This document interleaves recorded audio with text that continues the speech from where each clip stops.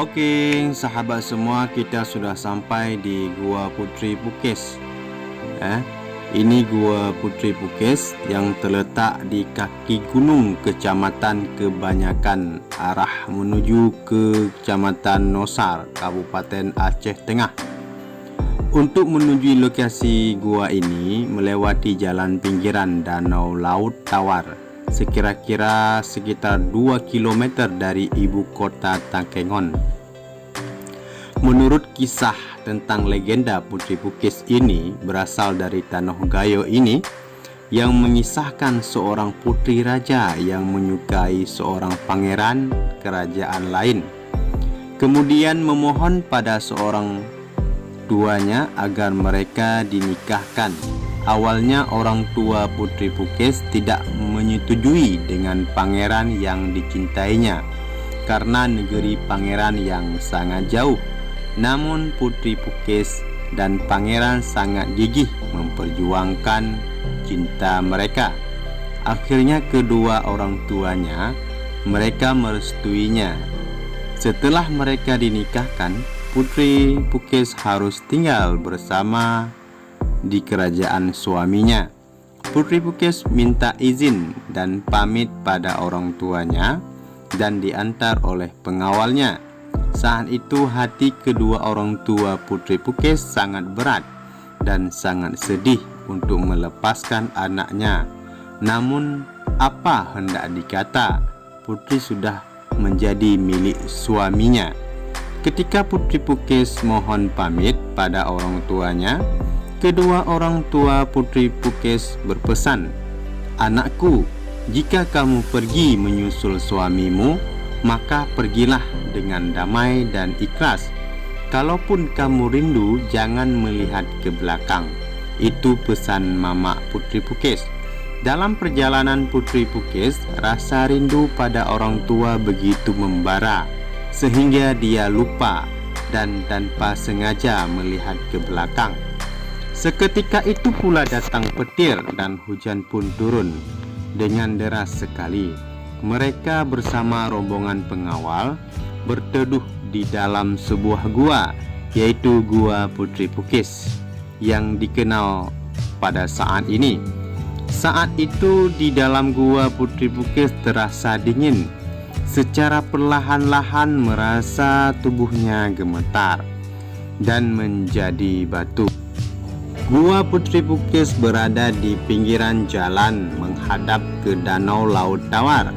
Untuk memasuki ke dalam gua, naik ke atas melalui bibir pintu gua, kemudian masuk ke dalam, turun melalui tangga yang sudah disemen sekitar 6 meter. Gua tersebut sudah terang karena sudah disediakan fasilitas penerangan listrik. Mulut gua itu masuk gua luas sekitar 1 meter, memiliki panjang kedalaman 10 meter lebarnya. Dan kedalamannya di dalam Gua Putri Pukis tersebut terdapat batu yang dipercayai Putri Pukis yang telah menjadi batu, sumur besar, kendi yang sudah menjadi batu, dan tempat duduk untuk bersemedi orang masa lalu. Menurut kisah Putri Pukis di dalam gua, Putri Pukis berdiri di sudut untuk menghangatkan tubuhnya yang kedinginan. Perlahan-lahan sang Putri Pukis merasa tubuhnya mengeras. Putri Pukis sangatlah terkejut dan menangis. Ternyata tubuhnya berubah menjadi batu. Putri Pukis ini menyesal karena tidak mengindahkan pesan orang tuanya. Seharusnya ia tidak menoleh ke belakang selama dalam perjalanan. Setelah merasa cukup lama beristirahat dan hujan mulai reda, mereka berniat untuk melanjutkan perjalanan. Para pengawal pun memanggil sang Putri Pukis. Setelah merasa cukup lama beristirahat dan hujan mulai pun reda, mereka berniat melanjutkan perjalanan. Para pengawal pun memanggil Putri Pukis. "Tuan Putri, hujan sudah reda. Mari kita melanjutkan perjalanan," panggil para pengawal. Dan para pengawal berkali-kali memanggil Putri Bukis, dan mereka memanggil selalu, tapi Putri Bukis tidak menjawabnya. Tetap tidak terdengar jawaban dari para pengawal. Para pengawal pun menghampiri tempat Putri Bukis berdiri.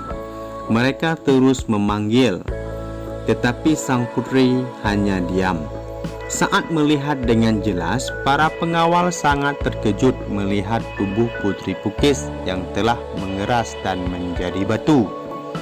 Sampai sekarang, batu Putri Bukis masih bisa dilihat.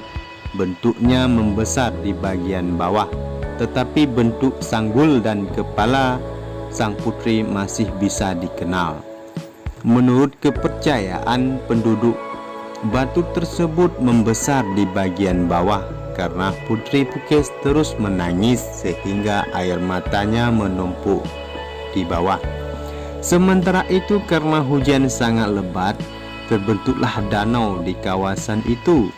Penduduk di sekitar menamakan danau itu dengan Danau Laut Tawar. Dan sedangkan batu sang pangeran tepatnya terpisah dari sang Putri Bukis.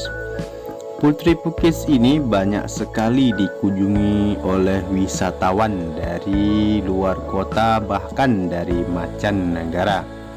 Mari kita ambil hikmahnya dari cerita ini, dan menurut masyarakat Gayo tersebut mengatakan kalau kisah ini benar-benar kisah yang terjadi nyata, dan mungkin dalam penyampaian cerita ini kurang berkenan. Di sini saya mohon maaf karena kisah tentang Putri Bukis ini berawal dari sini. Peristiwa yang melegenda itu terjadi di mana saat akan melepas Putri Bukis dengan iring-iringan pengantin. Ibu Putri Bukis berpesan kepada putrinya yang sudah menjadi istri sah dari mempelai pria. Kisah Putri Bukis ini yang tak diketahui tahun kejadiannya, sehingga hanya menjadi legenda. Akhir sedikit demi sedikit terkuak ke permukaan dalam sebuah catatan sejarah penting bagi Aceh, bahkan Indonesia, di mana pada tahun 2009 tim peneliti dari Medan, Sumatera yang melakukan penelitian di situs sejarah di Takengon, Aceh Tengah, dan menemukan kerangka manusia purba yang diperkirakan berusia 3.500 tahun di Gua Putri Bukis. Ini kisah tentang legenda. Maka kita harus menelusuri kisah-kisah yang lainnya selain daripada Putri Bukis. Dan inilah kisah yang disampaikan oleh orang masyarakat Aceh Tengah. Dan banyak lagi kisah-kisah yang lain di Aceh Tengah. Dan kita akan mengikuti langkah-langkahnya yang akan terjadi di kemudian harinya.